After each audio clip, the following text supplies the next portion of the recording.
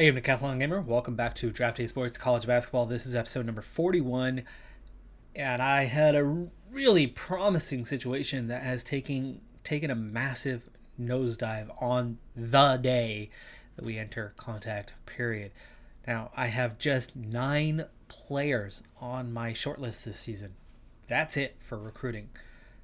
Shortest list I've ever had, I believe, here within the series, largely because we had very little budget after hiring our assistant coaches, as we made a significant upgrade to one of those positions this season, and because we spent a ton of money in the transfer portal to get some guys in to really retool this team in a strong way to continue to have us as contenders this year.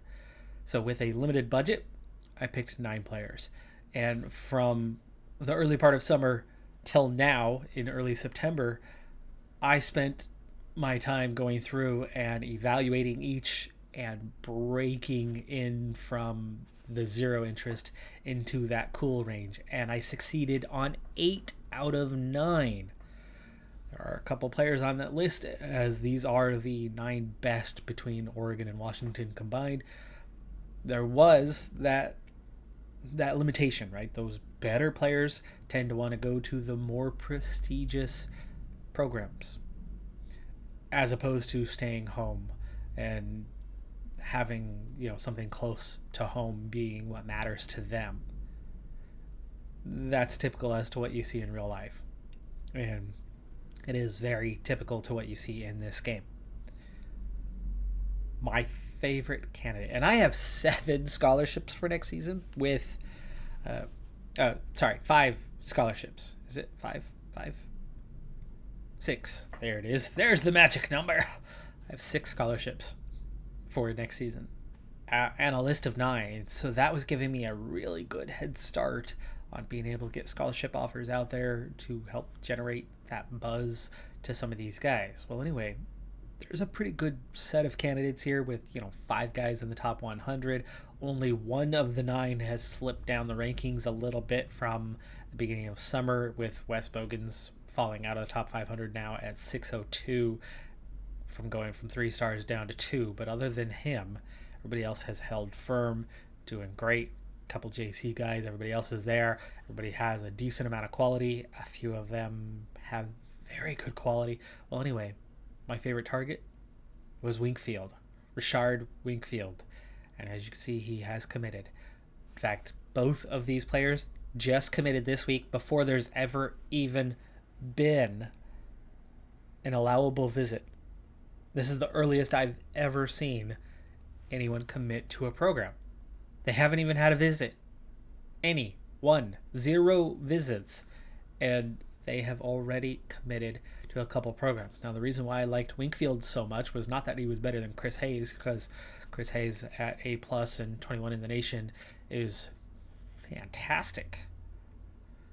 Winkfield, a little less so, but still ridiculously good. And it felt like we had a legitimate shot to get after Winkfield and get him signed for a handful of reasons. 1, 2.4 GPA means he's going to be right on the edge of qualification, which means fewer programs are going to get after him. 2, he offered plenty of quality, which had me excited. 3, he cares about playing close to home above all other factors. That's as far as you need to go with that one. I thought we had a really good shot at getting him signed. So all my effort was prepared to go all in on Winkfield this week. And he was the one I was like, please, please, please, come on. And then we enter the week that it's all about to start. And I missed the memo. It started without me. And to make matters worse, not only has he already given his verbal to somebody else, it's who? For one thing, this is the obvious one. Most people are going to recognize this right away. It's Nevada. It's a good program for Jonathan Jeffers, third man on the list, also already committing to a program. But Cincinnati Jesuit? What? It might not even be Cincinnati Jesuit. It might be some other program, but it's not an elite program that he has signed on to already. It's not like Gonzaga came in and was like, dude, you're from Washington. We're from Washington. We love you. We want to sign you. We are, perennial top fives. You want to come play for us, right? You want to be the next Chet Holmgren, right? No, wrong. He went to a program that I would say we're, level pegging with, because anybody outside of the top programs, I figure we can compete with to sign players right now. So that's a huge miss. But here's the thing.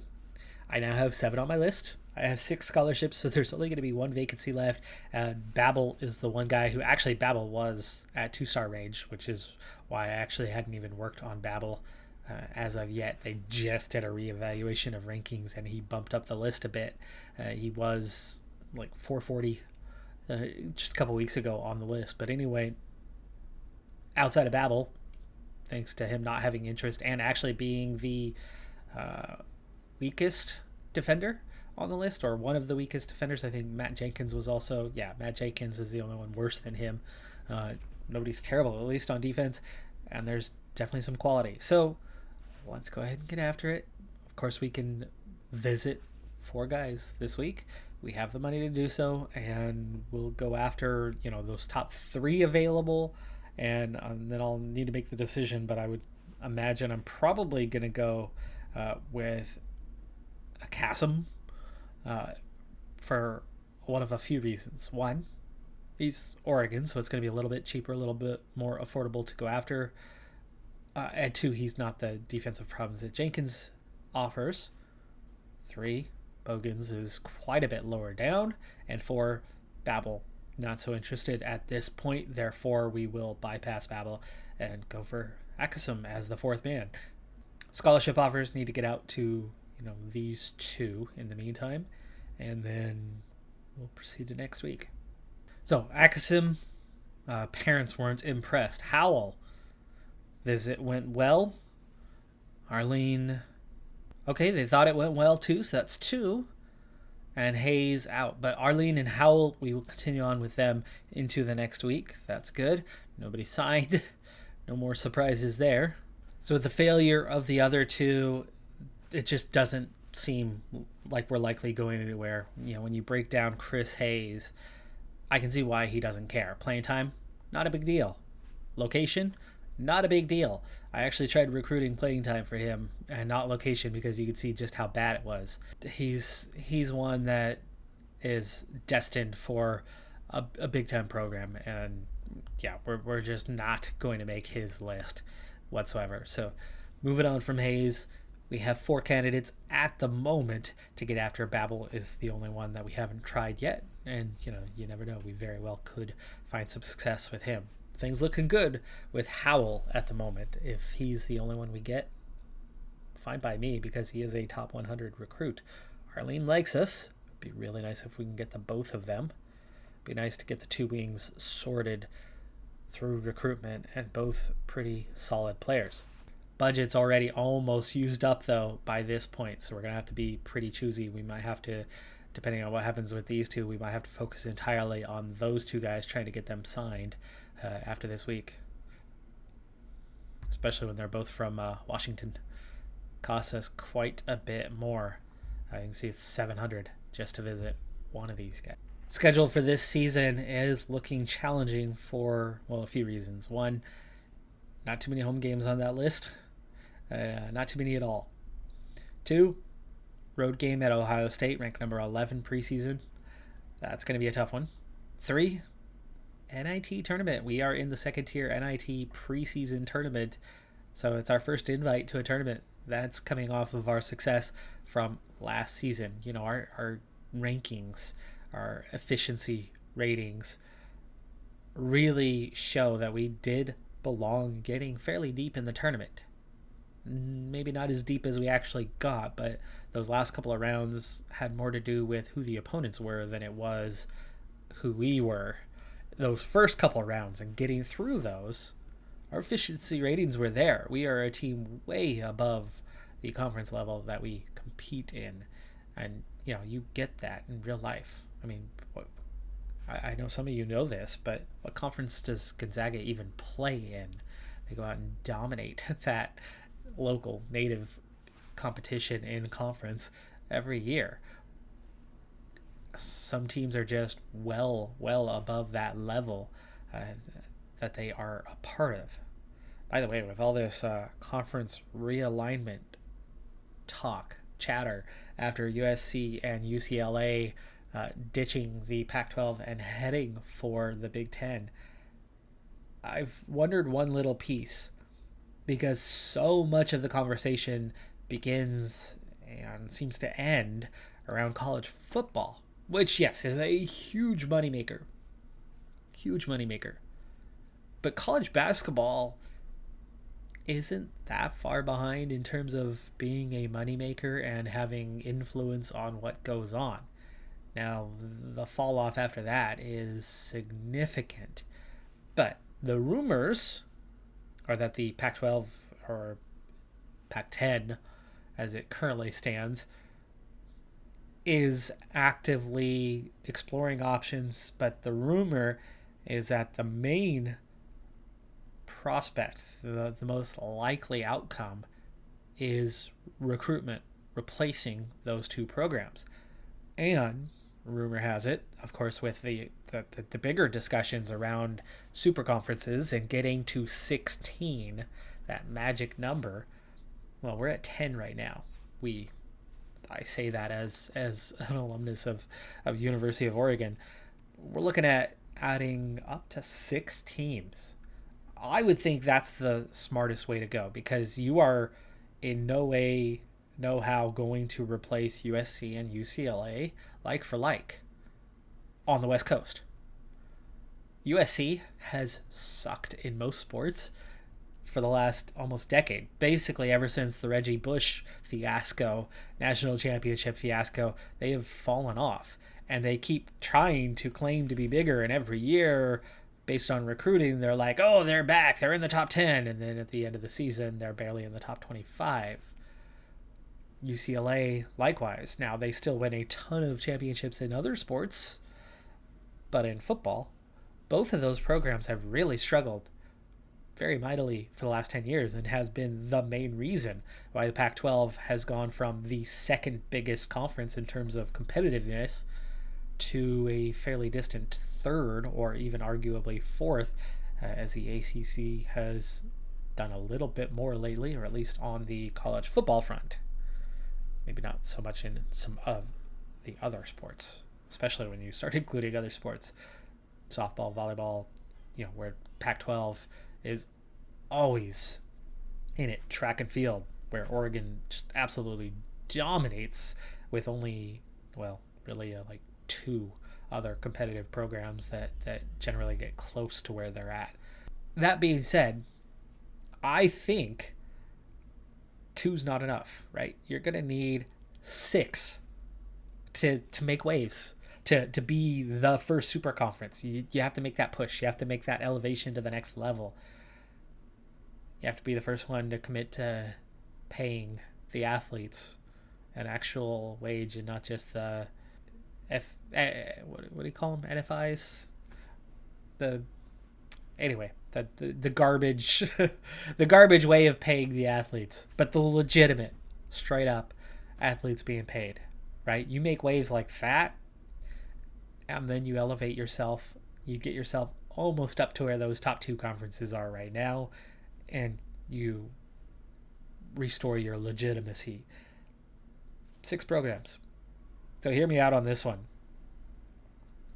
On the college football ranks, on the expectation side of things, losing 2 California schools when California is your biggest market. Fresno State's first one. Hands down, easy choice.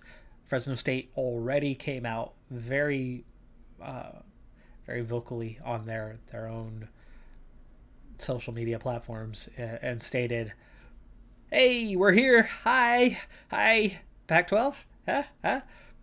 Not literally in the, that's not a quote, but they've already announced themselves as eager to accept a bid to the Pac-12. So there's your first one. Easy choice, because you need to replace California It's not like for like, but you need to replace that California. You need that pipeline.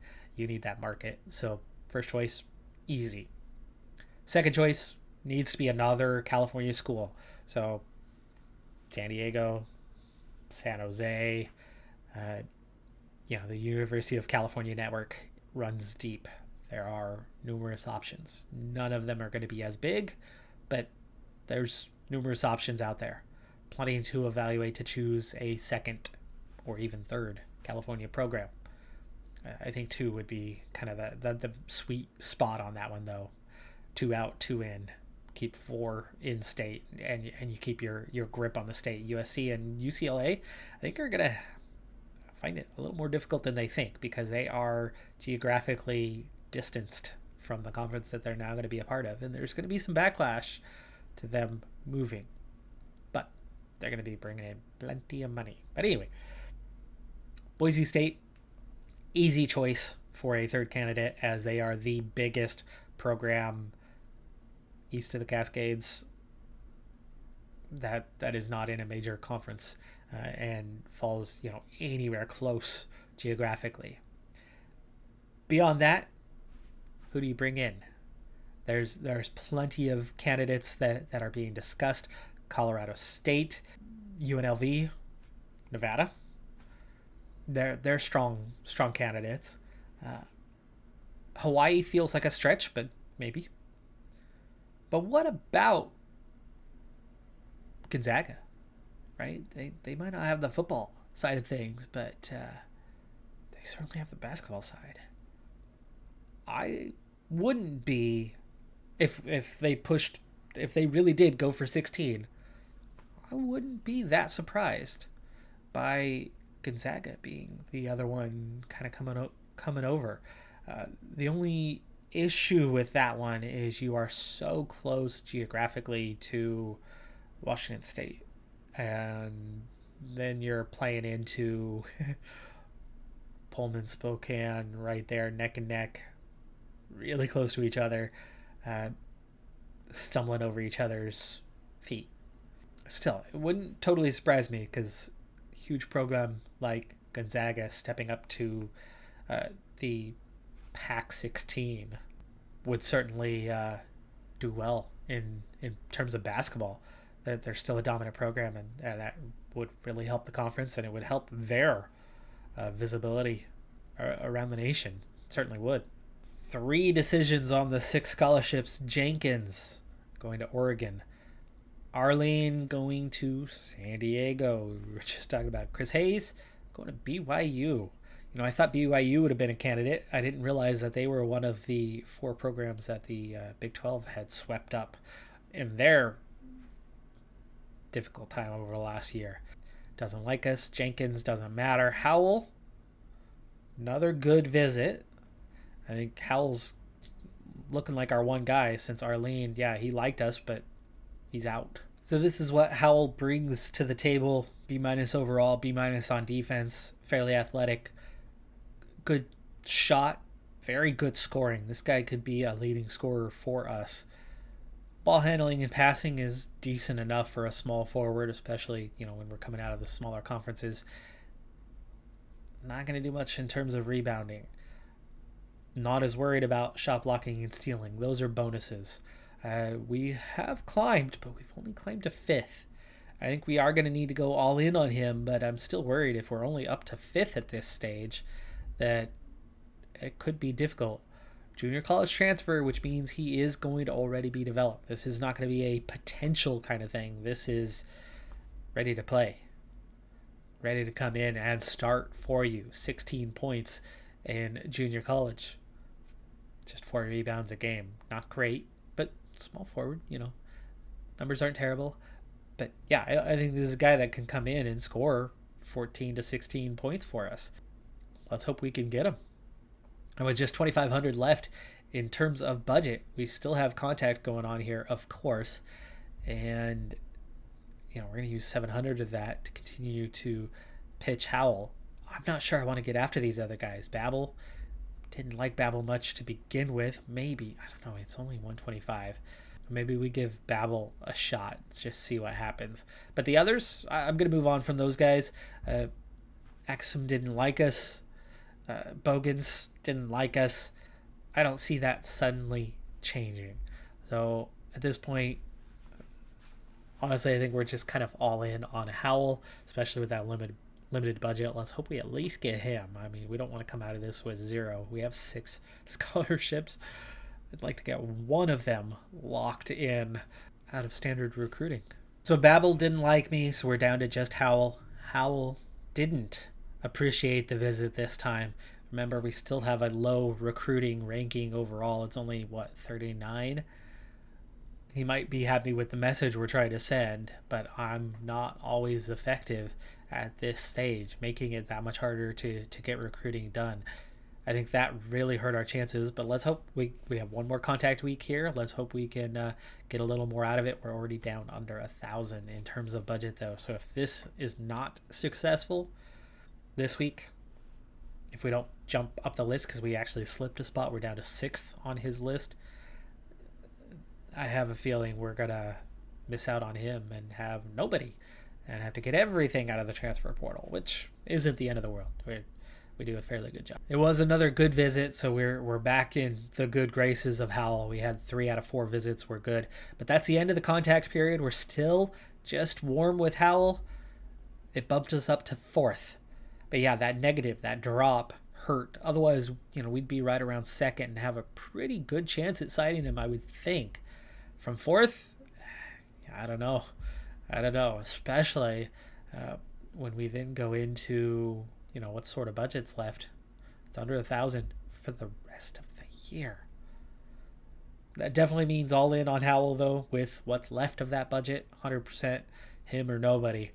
Let's hope we at least get him. So for the breakdown of our sub-matrix this season, Ed Reed taking over as starting point guard, Houston starting shooting guard, Cooper and Hold in at the post positions. But I did make one very key change on what the prospective lineup was. I took our next best player, Lindquist, who actually was slated to start at power forward, and that's just a shame for who is supposedly our best player or one of our best players in Cooper. To have him be the 6th man just did not feel right. So I pushed Lindquist to small forward. He's got a good outside jumper. Cooper's more of an inside man, so that made sense to put Lindquist on the wing and Cooper inside. And Lindquist is still backing up Cooper. So when Cooper is on the bench, Lindquist is going to be at that power forward position. But then Lindquist is going to get a lot of minutes at small forward, including starting there. 32 minutes overall for him, actually slated higher than anybody else. I may want to tweak that ever so slightly to maybe give Cooper a minute in there somewhere. In fact, let's go ahead and balance that out. That'll put them at 30-30. I just got to find one to take away, probably. Okay, so that's 30-30 now for Lindquist and Cooper. I think that's actually a better balance. And also by nobody exceeding 30 minutes. It's going to help keep them out of foul trouble a little bit. Ed Hold at 28, the only starter not to have 30, but that's mostly because he sees foul trouble fairly often, we noticed last season. Harris backing up with 10 minutes. Hammond backing up with 12 this year to Ed Hold. He looks like he has developed a little bit. 2 stars now, Harris last year starter. Did Hammond start a few years ago? I feel like he might have. McPherson comes in, backup shooting guard. He's 2-star, but I actually kind of like Penders better. Penders is better on defense, but he's only 1.5 star rated. So I kind of have them, at least here in the first part of the season, splitting minutes, and we'll see how they do over the course of the season. Both are seniors, so we'll see if one of them deserves it a little more over somebody else. And then Ryan Fall. A little nervous about him getting 20 a night when he played quite a bit last season, probably 14, 16 minutes a game last season, and did not do very well in that 14 to 16 a game. On paper, he looks better than a year ago. On paper, he is definitely a fairly decent defender, hence him getting those minutes. But because Lindquist is also doubling at power forward. There was only so many minutes to go around. He's got 10 minutes at power forward. Those 10 minutes plus the other 10 minutes of Lindquist not at small forward himself while he sits on the bench. Those minutes had to go somewhere, so Fall picks up, at least at this stage, all 20. McPherson may pick up a couple of those minutes at small forward if I find that Fall's not doing as well as I would hope and McPherson is doing an okay job. We would definitely push about 4 minutes or so up towards him, up towards McPherson, to spread that out a little bit. But I'm excited. This lineup, those 5 look pretty dang good. Reed, Houston, Lindquist, Cooper, Hold. You can see Reed, Houston, very good defense. Penders is going to provide good defense off the bench. Fall is good at defense, and that is one of the reasons why he is getting that time. But there's Hold. He's a good defender as well. There's Lindquist. He's certainly decent enough at it. And Cooper, okay, well, defense is not his strong suit, just a 23. He's a 50 at drawing fouls. He has plenty of intelligence and athleticism. He handles the ball well. He rebounds both ends of the court. He's pretty close to Ed Hold in that department, right? So both post players should be grabbing a good amount of rebounds. He's an okay scorer. He's going to do well with free throws. He's got his qualities. He has absolutely got his qualities. He'll be all over the court. But I'm pretty excited about this starting 5. I'm pretty excited. This team actually feels like it might be better than last year's team. First scouting report's always a tricky one because nobody's actually played. So you don't really know where you stand. But here's a couple things I do know. 1, I only have 1 senior in the starting 5. So that's huge. A junior and 3 sophomores, which means we could actually be looking at multiple years of a run from this group. We're going to have a total reset at center, though. But between Lindquist and Cooper, we already have 2 power forwards right there. It is possible, you could shift one of those down. And we're trying to recruit a small forward right now. So he could be, if we get him. He's hot now. We're 4th on his list still, though. So iffy. That's a candidate. Anyway, apparently, Georgetown, Conference B, number 17. This is that NIT tournament that we're going to open with here. Apparently, we're the favorites to win. It's preseason NIT. It's not a very big deal if we come out of this thing with a loss. We're still at a stage, conference level wise, that we're a good enough team that we're going to have a good non-conference record, regardless. We might pick up a couple losses here and there, but I think ultimately how we do in conference is the main thing, right? Continuing to climb the ladder, climb, matters more than anything else, because we're not good enough to compete for the championship yet, but I think we are good enough to get through, a couple rounds, it looks like, from this season. We might be good enough to get through a couple rounds of the NCAA tournament and get to the NCAA tournament. So yeah, it'd be nice to get a win here, but really not an important element to our season. Meanwhile, they are going to be looking at us as a good test early season. They know that a loss to us isn't going to really hurt them in the grand scheme of things, but it could hurt them a little bit. And they'd certainly be looking to test themselves and see what they're capable of this season. How has their been off-season training gone? How well has it progressed? As we have a little momentum at the moment, but we are trailing by 6 after they had grabbed an early lead in this one. It's 21-16. I think our bench is going to be a little bit of an issue for us. Neither team shooting well so far, both under 40%. We are 1 for 8 from 3 in the early stages of this game. You'd think if we could shoot the ball a little bit better, we might be in good shape, but we trail by 11 at the moment. We're going to use that 30-second timeout to take away that momentum that they have built for themselves. Double-digit deficit at the moment. 9 team fouls already as well, not helping us, not doing us any favors. Georgetown, Conference B, recent NCAA champion, just 3 seasons ago? I think it was 2. This is a huge ask for us, and at the moment, they seem to be just a step beyond where we're at Rebounding, +1. Turnovers, -4. One area that we've always excelled in is that turnovers, or since those first couple seasons anyway, when we've got the defensive crew together. But today, this defensive crew committing a lot of fouls and not forcing turnovers. Holding them in terms of shot-wise, but they're 16 for 17 from free throw. And that's one of the key differences here of this first half, as they added some points right before halftime from the free throw line. 18 of 21 from the stripe. That's the key difference. I mean, we were holding them, but in the end they got to 46%. We only got to 37, so our offense not quite getting the job done. 2 for 13.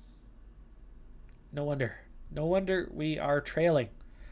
Fouls, obviously, huge problem here. Houston has 3 already. Hold, Lindquist, and Cooper all having 2.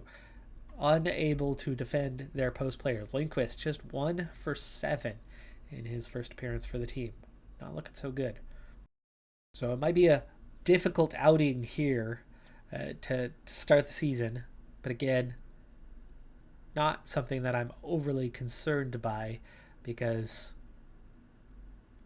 measuring ourselves against one of the 4 or 5 or 10 best teams in the country, or 17 best teams in the country, isn't necessarily where I care to be, where I care to compare. I think we are somewhere between 20th and 30th best in the country, and what I care most about is getting that conference championship and climbing that ladder. So it's okay. Trailing by 14 here. We do seem to have settled things. We had closed that gap a little bit, and then right before the half, those free throws opening things up again. The defensive intensity not necessarily working out here against Georgetown, but it is our identity, so I'm not going to just suddenly change it up. I do want to see how the team does. It's tougher opposition. Against weaker opposition, we might be fine. By the way, at the moment, it does seem to be working for us, as we have closed the gap to 10. And while we are trailing in the fouls department, it's not as bad as the first half was. Big three-pointer there for Georgetown, though, at a key moment where we had been slicing away at the deficit and missing some shots right now. Not doing us any favors, but defense holding strong. One more foul added in, though. Now at 6, now at 7. That was an offensive one? No, it wasn't. That was defensive. Georgetown with the momentum. But a big... Did I not get a 3? Thought I had a big 3 there to get some momentum. Either way. Whatever. We're down by 14. Even if we kind of just hold them in this range, I think that would be a little bit of a success anyway. Ed Reed's having a good day. 10 points, 5 assists. The only starter to not have multiple fouls. Just 1 for him. Only 2 rebounds, but he does have a couple of steals. He is a point guard, so rebounds is not necessarily, his thing. Lindquist, well, he's only managed to get 4 points and only 1 for 9 from the field, which sucks. He does have 8 rebounds. 8 rebounds is huge. So can't do it all, but he is doing something that is pretty pivotal. Nice 3-pointer there. The lead had stretched to 20, so all it did was cut it to 17. Field goal at the other end, that's giving us a chance here, but it's 2 minutes. Giving us a chance of having a respectable finish is what I meant. Not chance to win, but it's back up to 19. Final minute. Another 3-pointer. Georgetown just lighting it up, tearing it up, destroying us. They only committed 4 fouls. Rebounding, level, turnovers, -5. That was one thing that really hurt. 35% from the field. Defensively, that's okay, 46, but 35 free throws to 13. You're never going to win like that. 4 for 27 from 3. Yeah, you're not going to win too many games like that. Georgetown, just a little too strong for us. Or a lot. Lost by 23. Obviously not the start you would hope for to begin the season, but I'm not too concerned by it. Lindquist, bad day shooting. Other days are going to be better. He did rebound well with 9. Hold, quiet day for him. And of course, the story of this game was the fouls. They had a billion free throw attempts. They got 29 points from there. We had 63. They had almost 50% of our grand total just from the free throw line. In terms of attempts, they had more than 50% attempts compared to our total score at the end of this game. Clean it up a little bit. Of course, against other opposition, they're not going to force us into as many fouls. It will clean up. They only had 10 fouls for the entire game, which is just insane to think of. We had 24. Harris fouled out with 5, but we already know what Harris brings, which is not enough. I'm really glad to have him down to the bench. Imagine if he had to start. Houston ended up at 4. Hold ended up at 4. Cooper ended up at 3. But the starters at least kept it in check in the second half. Reed, minus 25 on the day, though. Ouch on that part. Hammond. Fall was 5 for 11. 0 for 5 from 3. So he was scoring his 2s, just could not make his 3s. That looks better than what we had seen previously. These guys both ended up with extra minutes because of foul trouble. So that's the big thing to watch out for going forward. Points in the paint were level. Second chance points. Fast break. We hung in there in a number of categories. 6 for 8. 4 for 4. 5-5. 6-6. From free throw. That's the obvious deciding factor in this one. That is going to do it for this episode, though. I'm Decathlon Gamer. Like, comment, subscribe, and I'll see you next time. Have a good one. Be safe out there. Bye for now.